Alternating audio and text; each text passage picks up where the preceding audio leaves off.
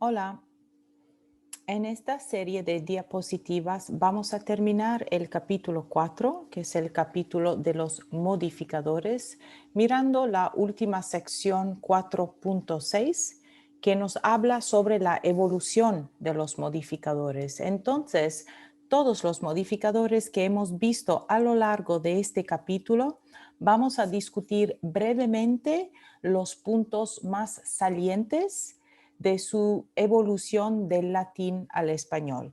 Es una sección bastante larga y detallada, entonces es importante realmente aprenderse los detalles para poder entender bien qué es lo que estuvo pasando en todos estos años de la evolución del latín al español. Entonces vamos a estar mirando cada tipo de modificador individualmente. Así que el primer modificador que vimos fueron los determinantes, ¿no? El determinante. Más específicamente, el primero, el artículo definido. Entonces, en primer lugar, el artículo definido no existía en latín clásico. Lo que teníamos en latín clásico era el demostrativo ille. Y este demostrativo se usaba para marcar el sustantivo, ¿no? Entonces, exactamente como un demostrativo, almost like pointing at it, algo así, ¿no? Y servía también de pronombre.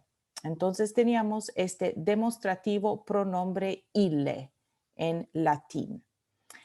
Pues entonces, los demostrativos con caso nominativo, ustedes se acuerdan que caso nominativo indicaba que este elemento funcionaba como sujeto o tenía la función de asociarse con sujeto de la oración. Entonces, los pronombres demostrativo de ile que tenían caso nominativo singular es precisamente son los que se evolucionaron a los artículos definidos. Entonces, ile, which was sort of like, that thing, that, ¿no? Ile se evolucionó al artículo definido el.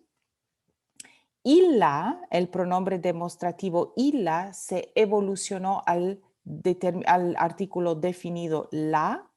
Y luego el pronombre demostrativo illud se evolucionó al nuestro pronombre que sabemos ahora, lo. Entonces, de ahí las formas irregulares entre el artículo definido el masculino y el artículo definido la femenino. Y por eso entonces tenemos la forma plural los, ¿no? Por esta misma razón. Ahora, los pronombres demostrativos en latín que tenían caso acusativo, ¿ok? El caso acusativo, recordemos que es el caso que indicaba una función de objeto directo. Entonces, los pronombres demostrativos plurales que tenían caso acusativo se evolucionaron a los artículos definidos plurales del español. Entonces, el pronombre demostrativo con caso acusativo plural illos en latín se evolucionó al artículo definido los en español moderno y el pronombre demostrativo con caso acusativo plural illas se evolucionó al español moderno artículo definido las. Entonces aquí es importante notar dos cosas. Primero, que el origen de los artículos definidos del español moderno no es un artículo definido en latín, es de hecho un pronombre demostrativo. Esto es la primera cosa importante que aprender. En segundo caso, es importante aprender o señalar o notar que fueron los pronombres demostrativos de caso nominativo que se evolucionaron a los artículos definidos singulares y fueron los pronombres demostrativos plurales de caso acusativo que se evolucionaron a los artículos definidos plurales en español moderno.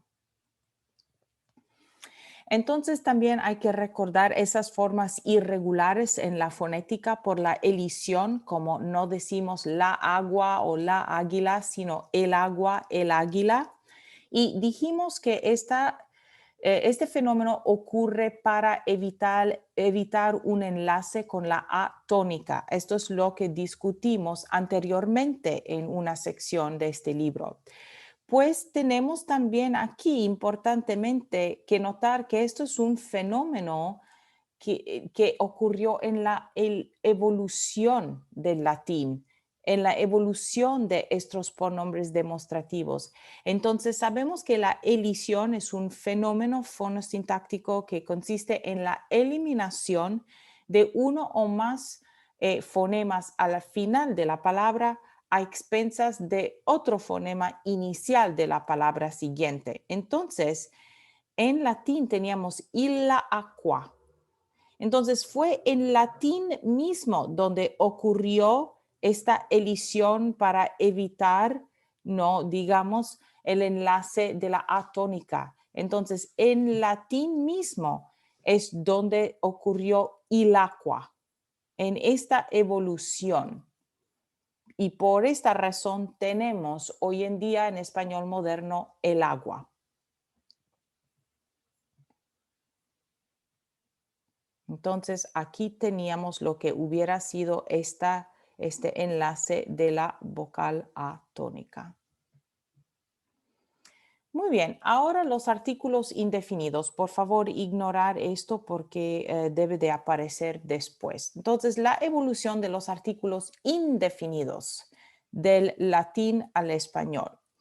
En primer lugar, en latín había algo que era como un artículo indefinido, pero en realidad funcionaba como un número. Tenía una función de cuantificador. Es la misma cosa, digamos, como en inglés. Si yo digo, I want an apple, I want an apple. Esto puede significar I want one apple or I want just any apple. I just want an apple. Entonces, ustedes pueden ver que an apple, el artículo indefinido an en inglés, también puede tener un poquito de ambigüedad, ¿no? Si yo digo, I just want an apple, like, I just want an apple. Esto tiene función de artículo indefinido, obviamente, pero hay un elemento de cantidad implícito en esto, ¿no? Entonces, en latín, la forma que ahora se conoce como artículo indefinido funcionaba, de hecho, como un cuantificador.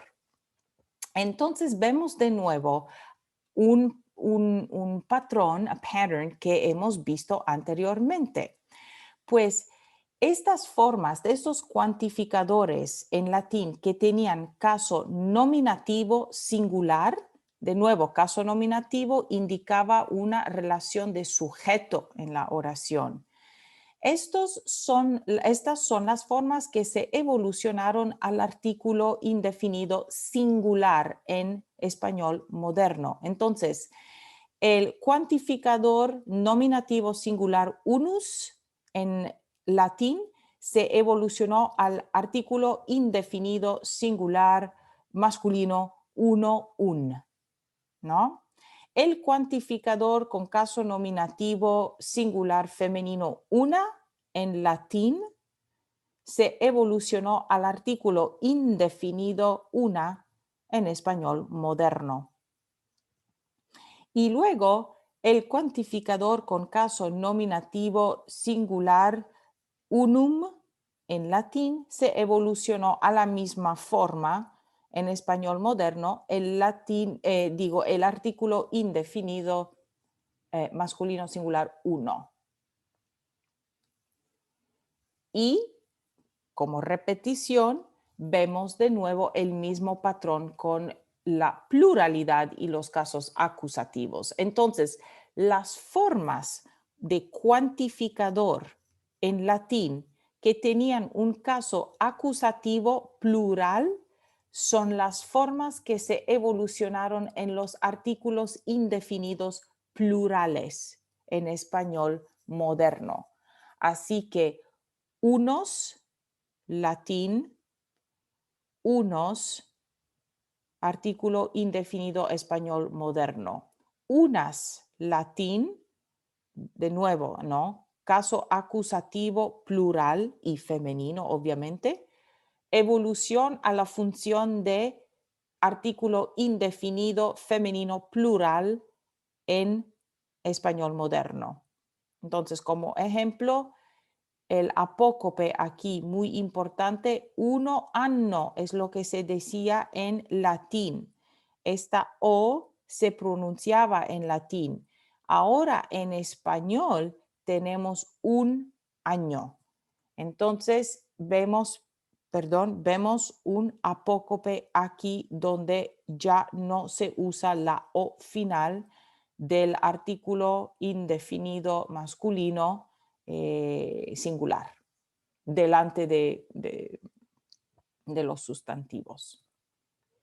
Ahora pasando a la evolución de los demostrativos. Entonces aquí lo que vamos a estar explicando es de dónde vienen los demostrativos del español moderno. ¿Cómo evolucionaron estas formas del latín? Recordemos que los demostrativos son como this, that, ¿no?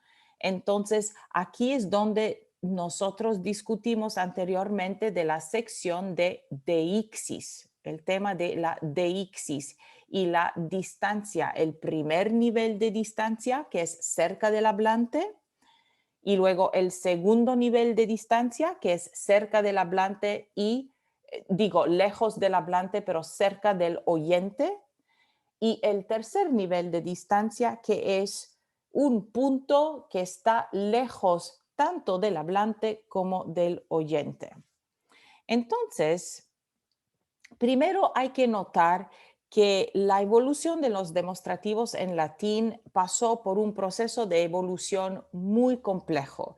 Y lo que vamos a estar explicando aquí en esta sección no entra en todos los detalles, es más una explicación un poquito más breve.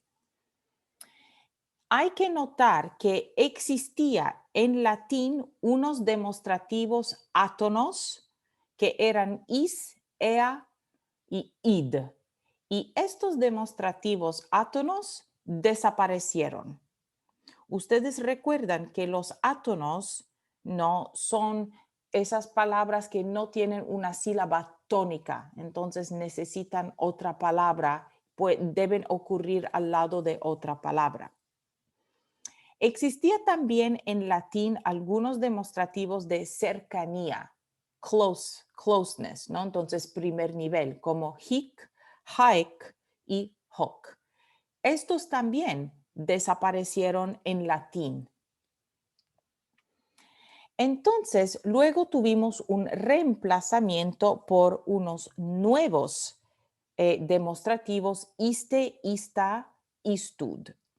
En el libro, en la figura 4.9, vamos a ver qué es lo que pasó con A, B y C, o mayormente, y D, añadir un nuevo intensificador del latín ipse que eventualmente se evolucionó a S. Entonces, ahora vamos a ver la figura 4.9 del libro de texto y en más detalle qué es lo que ocurrió con C y D. B, C y D aquí. Entonces, lo que teníamos en latín clásico, entonces vamos a mirar estas columnas. Aquí tenemos los demostrativos. El primer nivel de distancia acabamos de decir que está cerca del hablante y cerca del oyente. Segundo nivel de distancia, cerca del oyente, pero lejos del hablante. So if I say that thing, it's far away from me, but it can be close to you. Y luego tenemos el tercer nivel de distancia, que es lejos tanto del hablante como del oyente. Aquí en esta columna a la izquierda vamos a mirar el latín clásico, el latín vulgar y el español moderno. Entonces comenzamos con el latín clásico, donde antiguamente existían los demostrativos de cercanía, hic, haec, hoc, primer nivel de distancia. Segundo nivel, iste, ista, istud. Y tercer nivel, ille, illa, illud. Hemos visto ya estas formas. Ustedes se acuerdan ahora mismo con la evolución de estas formas a los artículos definidos, el, la, lo, ¿sí? Entonces, lo que tenemos aquí es la desaparición de hic, haec, hoc. Esta forma desapareció. Adiós. Entonces, lo que pasó cuando desapareció es que no había ninguna forma de primer nivel de distancia para el latín vulgar, porque había desaparecido, estas formas habían desaparecido ya en latín clásico. Entonces, en latín vulgar, lo que se hizo es cambiar la función de ista, iste, ista, istud, que tenían una función de segundo nivel, se cambió la función a primer nivel. Entonces, en latín vulgar, los hablantes dijeron, ok, bueno, no de una forma consciente, pero dijeron, ok, estas formas, iste, ista, istud, las vamos a usar para primer nivel de distancia. Entonces siguió luego la evolución al español moderno del primer nivel de distancia. Este, esta, esto. Bien. Pero luego otro vacío aquí. Another empty spot. Entonces ya no existía una forma en latín vulgar para el segundo nivel de distancia. Así que, ¿qué hicieron los hablantes para indicar el segundo nivel de distancia? Introdujeron, añadieron, that's this little plus sign over here, este símbolo, añadieron las formas del determinante intensificador ipse, ipsa, ipsum. Entonces, originalmente en latín clásico, estas formas no eran demostrativos, eran intensificadores, determinantes intensificadores.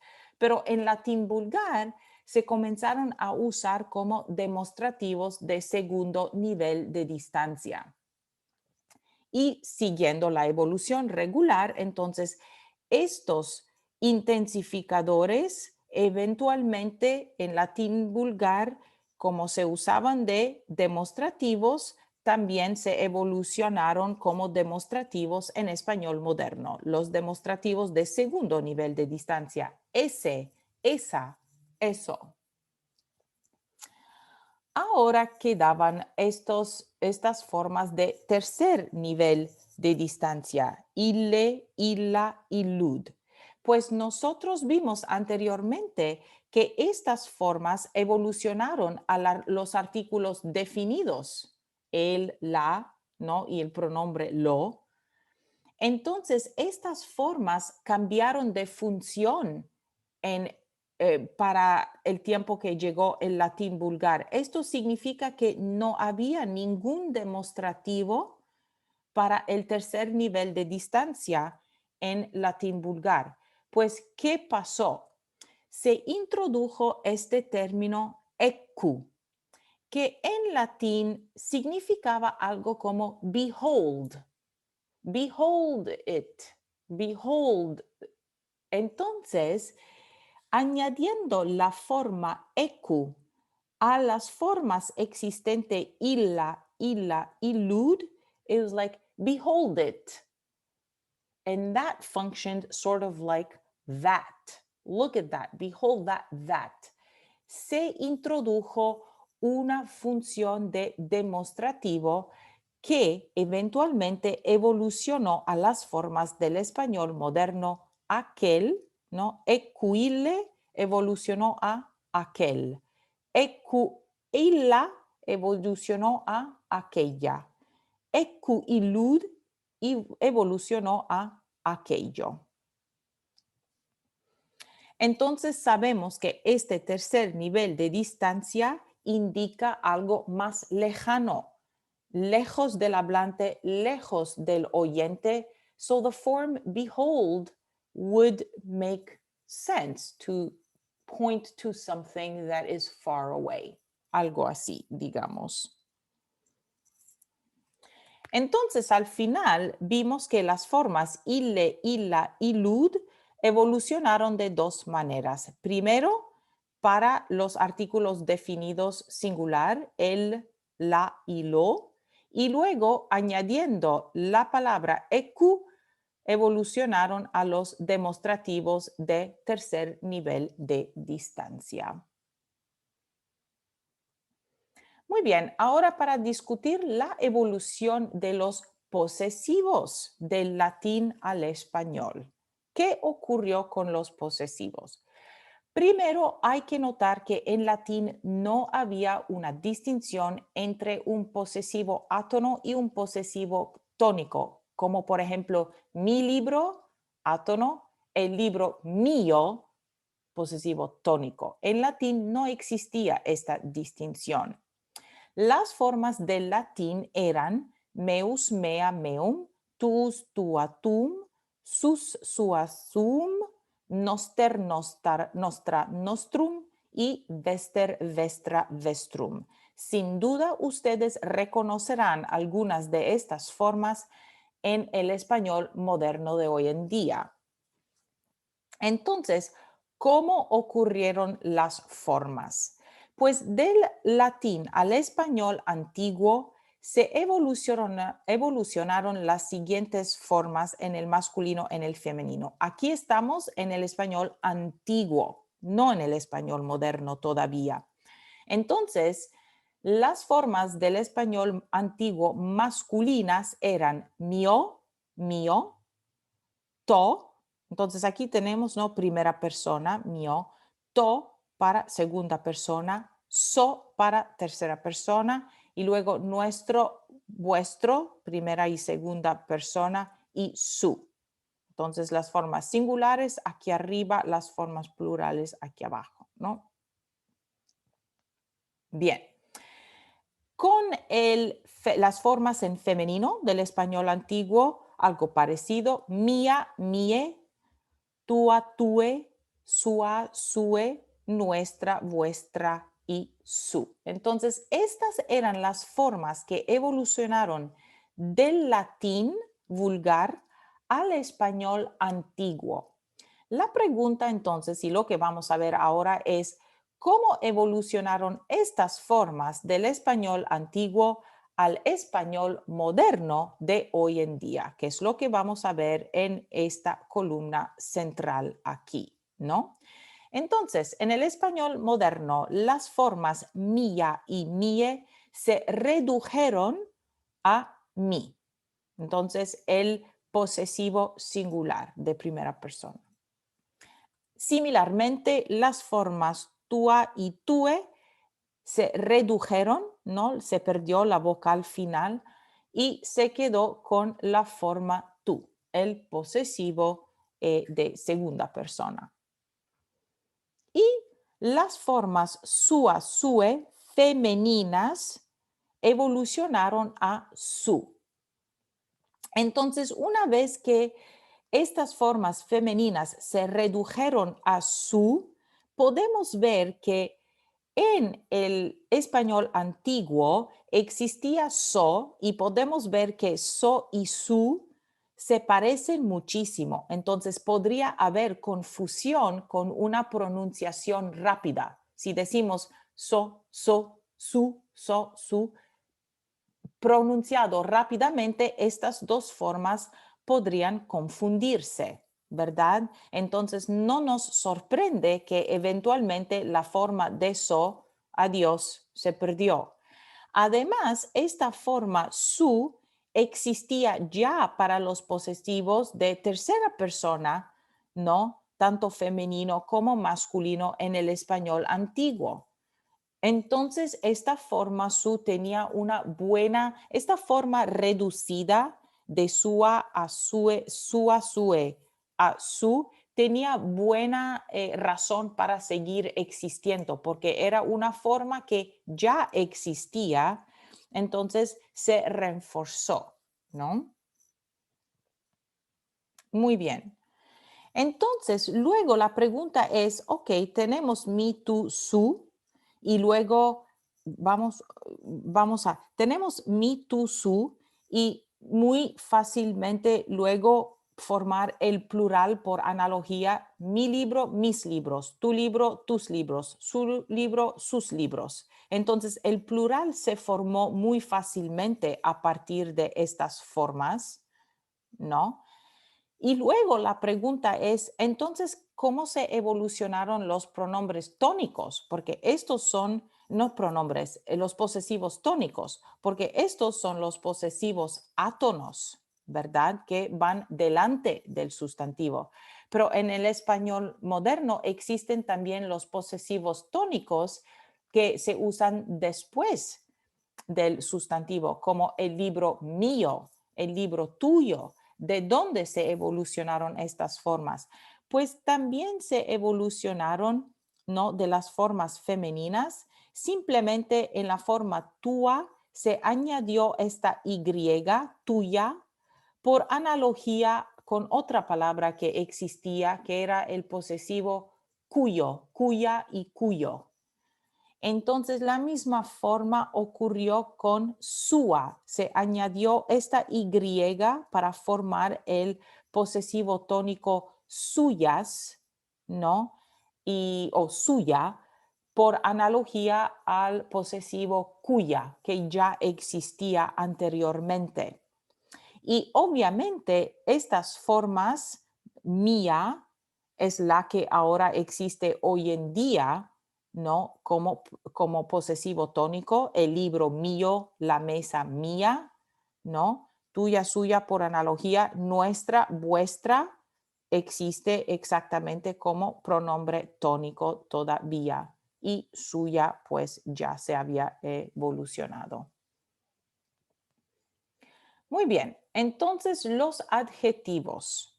¿Cómo se evolucionaron los adjetivos del latín al español? Notar que había tres patrones de declinación en latín clásico para los adjetivos. Recordemos que los sustantivos en latín tenían 5 declinaciones, pero los adjetivos tenían 3 patrones de declinación, 3 declinaciones. Después de confusión, eso realmente es una explicación breve.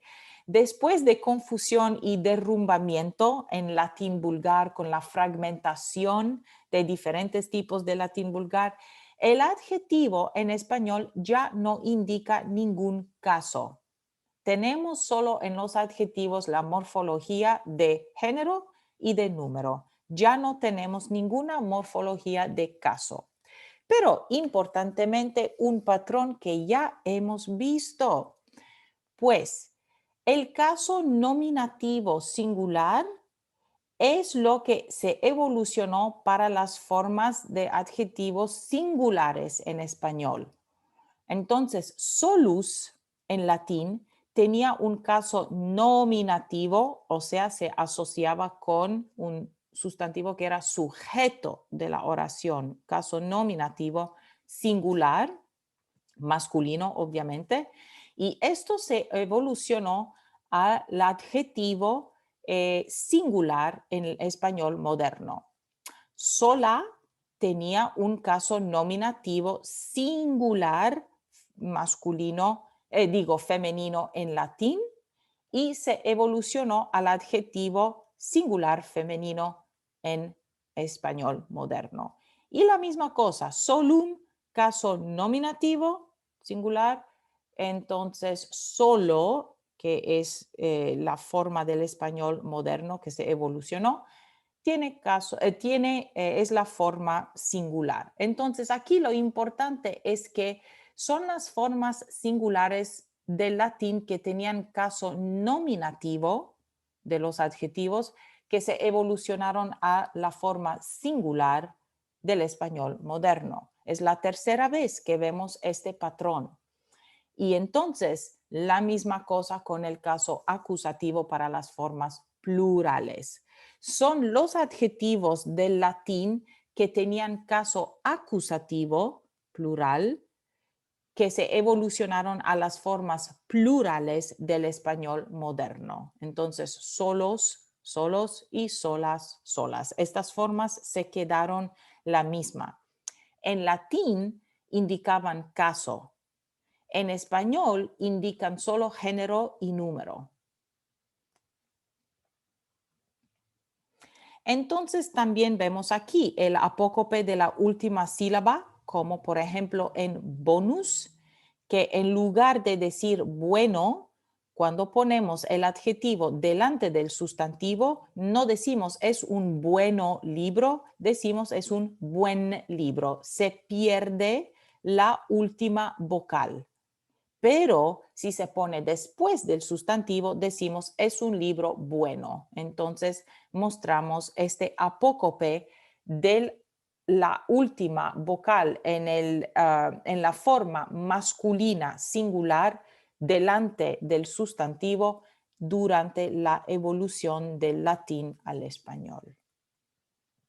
Y aquí está la definición de apócope, un tipo de abreviación de palabras en que desaparece uno o más fonemas al final de la palabra, como santus a santo a san. Entonces no decimos Santo Valentín, decimos San Valentín. Luego la evolución de las formas comparativas. Entonces, recordemos la diferencia entre una lengua que es más sintética y una lengua que es más analítica. Una lengua más sintética es una lengua que tiene mucha morfología en la forma de sufijos o prefijos, pero mayormente sufijos. Mientras que una lengua analítica, en lugar de tener muchos sufijos y dentro de la palabra misma va a usar frases preposicionales o una serie de palabras, dos o más palabras para indicar esa misma información. Pues en la evolución del comparativo del latín al español moderno, vemos una evolución o un cambio de la síntesis, o sea, mucha morfología, al análisis, es decir, frases de palabras, frases compuestas de dos o más palabras. Entonces, en latín, el adjetivo comparativo tenía este sufijo de ior. Esto era un sufijo en latín.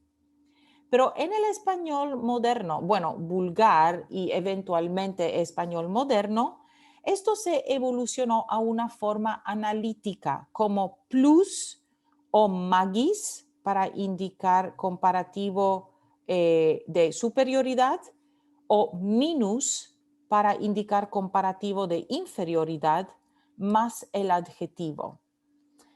En español esto se evolucionó a más y obviamente esto a menos. En francés se quedó plus y en italiano più, pero en español, catalán y portugués se eligió la forma magis, ¿no? Que eventualmente se evolucionó a más, mes o mais. Entonces sabemos que en español el comparativo es Lola es más inteligente que su hermana, ¿no? O Lola es menos inteligente aquí que su hermana. Tenemos una forma analítica que consiste de una serie de palabras. Pues en latín el comparativo no se formaba así, se formaba con un sufijo ior. Entonces se ponía la raíz del adjetivo y luego el sufijo. Y esto era una forma sintética. En español moderno tenemos una forma analítica. Pero ¿qué pasó con este sufijo ior en latín? Adquirió otra función. Tenemos mejor, peor, mayor, menor. De hecho, no es que adquirió otra función, es que se quedó, pero solo en las formas irregulares. Entonces, no es que adquirió otra función. Olvidemos esto, es que el sufijo ya no existe para las formas regulares del comparativo, pero sí existe todavía en las formas irregulares, porque mejor significa más bueno, peor significa más malo, mayor significa más grande de edad, ¿no? Entonces, ahora vemos de dónde vienen estos sufijos de las formas irregulares, pues vienen de un sufijo regular en latín, un sufijo que era parte de la morfología. El superlativo. Recordemos que el superlativo es como Pablo es el más inteligente o la persona más inteligente de su clase, por ejemplo. Entonces, aquí también tenemos del latín al español moderno un cambio de síntesis a análisis, un cambio de morfología a un cambio de frases, ¿no? Serie de palabras, phrase a phrase. Entonces, en latín existía de nuevo un sufijo isimus. Este sufijo isimus se ponía después del adjetivo para indicar una forma superlativa, like the most intelligent, ¿no? Pues, ¿qué tenemos en latín? En la evolución, en latín, en español. En la evolución al español tenemos de nuevo, ¿no?, una serie de palabras para indicar el superlativo. Tenemos el artículo definido más la palabra que originalmente era magis, ahora es más el adjetivo. Entonces, Pablo es el más inteligente de la clase, por ejemplo. Esto es lo que tenemos en el español. Entonces, lo que tenemos en la evolución es un cambio de la síntesis o mucha morfología, porque todo esto, the most intelligent, ¿no? En latín se hacía con un sufijo, con la morfología al final del adjetivo. Entonces, en latín teníamos fortissimus, que ahora tenemos que decir el más fuerte, ¿no? Al español moderno. Pero ustedes reconocerán este isimus, ¿no? Se parece mucho a nuestro intensificador, sufijo intensificador ísimo. Pues aquí sí tenemos el cambio de función del sufijo. Isimus era un sufijo superlativo en latín, pero ahora es un intensificador en español moderno. Entonces, fuertísimo ya no significa el más fuerte. Fuertísimo significa muy fuerte. Así que tenemos la evolución de un sufijo cuya forma ha cambiado y también la función ha cambiado de un superlativo a un intensificador. Entonces, un resumen de los puntos notables de toda esta evolución, que tenemos la eliminación de la morfología compleja del latín. Entonces, en todas estas discusiones de evolución hemos visto la eliminación de morfología, como por ejemplo conduceban, que era I led, en latín a conduje. Entonces, se ha perdido mucha morfología. Se han creado nuevas formas analíticas. Facilior, que significaba easier, recordemos que el latín tenía para la comparación un sufijo. Ahora tenemos en el español moderno las formas analíticas para estas funciones. y también el cambio de algunas funciones de la clase cerrada, aquí un error, de la clase cerrada de modificadores, como acabamos de ver con longissimus, donde issimus era un superlativo, como the longest, que ahora en el español moderno, larguísimo, es un intensificador como very long o muy largo.